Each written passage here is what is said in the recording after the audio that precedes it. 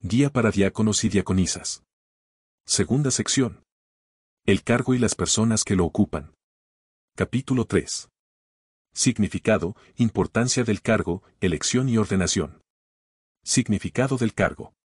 La palabra diácono viene del griego diakonos, que significa siervo y en ese sentido es utilizada muchas veces en los evangelios. Una de las más grandes honras en ejercer el diaconado reside en el hecho de que esta función es, de cierta manera, la continuidad del ministerio de Cristo. Él mismo afirmó, el Hijo del Hombre no vino para ser servido, sino para servir, Marcos capítulo 10, versículo 45. Elena de White, comentando acerca del ministerio de Jesús, hace la siguiente declaración: el trabajo primordial de Cristo fue el de ministrar a los pobres, los necesitados y los ignorantes, el ministerio de la bondad. Página 63. Por lo tanto, los diáconos y las diaconisas de la Iglesia tienen como su mayor ejemplo y modelo al propio Señor Jesús. Aquella persona que ha sido elegida por la Iglesia para el diaconado debe comprender que esta no es una función para el ejercicio de la autoridad, sino, por el contrario, para el servicio en favor de las personas. La primera mención de la elección de hombres para el servicio a la Iglesia aparece en Hechos 6. En aquellos días, como creciera el número de los discípulos, hubo murmuración de los griegos contra los hebreos, de que las viudas de aquellos eran desatendidas en la distribución diaria. Versículo 1. Para hacerle frente a esa situación, los apóstoles convocaron a la Iglesia y le dieron la siguiente instrucción: no es justo que nosotros dejemos la palabra de Dios, para servir a las mesas. Buscad, pues, hermanos, de entre vosotros a 7 varones de buen testimonio, llenos del Espíritu Santo y de sabiduría, a quienes encarguemos de este trabajo. Hechos capítulo 6, versículos 2 y 3. Estos 7 diáconos poseían nombres griegos. A uno de ellos se lo menciona como habiendo sido un gentil convertido al judaísmo, versículo 5. La Biblia, sin embargo, no nos informa cuántos de ellos eran helenistas y cuántos eran judíos, pues, en aquellos tiempos, muchos judíos palestinos tenían nombres griegos. Lo que parece cierto es que los 7 fueron escogidos de entre el grupo de los que, por lo menos, estaban familiarizados con la cultura griega. Acerca de Esteban, por ejemplo, Elena de White hace el siguiente comentario: aunque judío de nacimiento, hablaba griego y estaba familiarizado con los usos y costumbres de los griegos. Los Hechos de los Apóstoles, página 81. Otro hecho importante es que el escritor bíblico no llama a los 7 hombres escogidos para servir a los necesitados con el título eclesiástico de diácono, en griego, diáconos. Sin embargo, tenemos razones para creer que ellos fueron, de hecho, los primeros diáconos de la Iglesia cristiana. Primero, porque las actividades para la cual fueron escogidos y separados son identificadas con términos que poseen la misma raíz.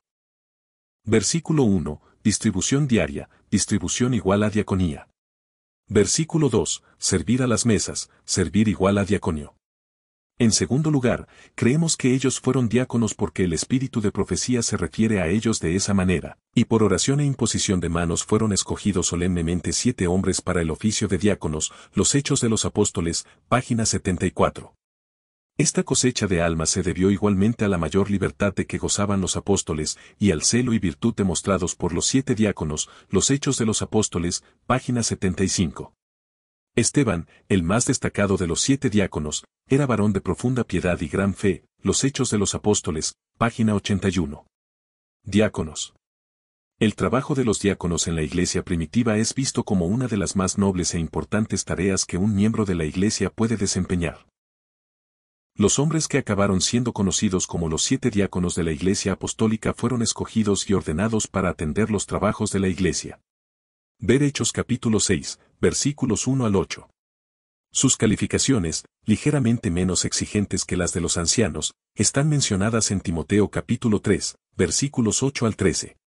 El hecho de que estos hermanos habían sido ordenados para la obra especial de mirar por las necesidades de los pobres, no les impedía enseñar también la fe, sino que, por el contrario, tenían plena capacidad para instruir a otros en la verdad, lo cual hicieron con grandísimo fervor y éxito feliz. Los Hechos de los Apóstoles, página 75. El nombramiento de los 7 para tomar a su cargo determinada modalidad de trabajo fue muy beneficioso para la Iglesia. Estos oficiales cuidaban especialmente de las necesidades de los miembros así como de los intereses económicos de la Iglesia. Y con su prudente administración y piadoso ejemplo, prestaban importante ayuda a sus colegas para armonizar en unidad de conjunto los diversos intereses de la Iglesia. Los Hechos de los Apóstoles, páginas 74 y 75. La designación de diáconos en la Iglesia hoy, mediante la elección hecha por los miembros de la Iglesia, proporciona bendiciones similares en la administración de la Iglesia, porque alivia a los pastores, a los ancianos y a otros dirigentes de deberes que pueden muy bien ser desempeñados por los diáconos. Manual de la Iglesia, página 76. Diaconisas. Las diaconisas se encontraban incluidas en el cuadro de oficiales de las iglesias cristianas primitivas. Os recomiendo además nuestra hermana Febe, la cual es diaconisa de la iglesia en Cencrea, que la recibáis en el Señor, como es digno de los santos, y que la ayudéis en cualquier cosa en que necesite de vosotros, porque ella ha ayudado a muchos, y a mí mismo. Romanos capítulo 16, versículos 1 y 2. La presencia de las mujeres actuando en la iglesia en el servicio para con las personas necesitadas es una realidad en la iglesia primitiva. Ejemplos de este hecho son Evodia y Síntique, mencionadas en Filipenses capítulo 4, versículos 2 y 3. La elección. La iglesia debe escoger para el diaconado a las personas que sean espiritualmente calificadas y profundamente comprometidas con el ministerio del servicio. Por eso, la selección de diáconos y diaconisas es una de las más importantes responsabilidades de la Iglesia. El nombramiento de los 7 hombres para actuar como asistentes sociales o distribuidores de las donaciones en la Iglesia de Jerusalén no fue hecho solamente por los 12. Ellos consultaron a todo el cuerpo de creyentes y los invitaron a participar en la elección. Gracias y solamente porque la propuesta fue aceptada por toda la congregación, se pudo concretar la elección. Los apóstoles los nominaron, pero fue el pueblo el que votó por ellos. La imposición de las manos fue sencillamente una delegación y no se destinaba a conceder el don del Espíritu, ya que se nos dice que ya estaban llenos del Espíritu y de sabiduría. Hechos capítulo 6, versículo 3. Expositores de Bible Commentary. Más allá de las calificaciones ya mencionadas, existen otros aspectos que deben ser observados en la selección y la elección de una persona para servir como diácono o diaconisa. Debe ser elegido o elegida por la Iglesia.